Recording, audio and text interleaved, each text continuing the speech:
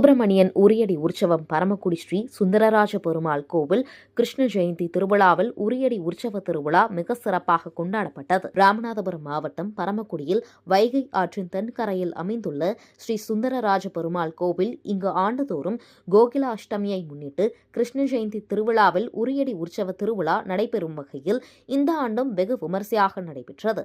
விழாவின் இந்நிகழ்ச்சியில் முன்னதாக பெருமாள் விசேஷ வாகனத்தில் உரிக்கண்ணன் அலங்காரத்தில் காட்சியளித்தார். பின்னர் மகா தீபாரதனை காண்பிக்கப்பட்டு நகர்வலம் வந்தார். தொடர்ந்து வீதி உலா வந்த பெருமாள் முன்னிலையில் கண்ணன் போல வேடமணிந்த பக்தர் வீதியில் கட்டியிருந்த பானையில் வெண்ணெய், பால் உரியினை தாவி குதித்தும் எடுத்தும் தேங்காய் உடைத்தும் பின்னர் உரியினை அடித்தும் கொண்டாடினர். இதில் வழிநெடுகிலும் திரளான பக்தர்கள் கலந்து கொண்டு சுவாமி தரிசனம் செய்தனர்.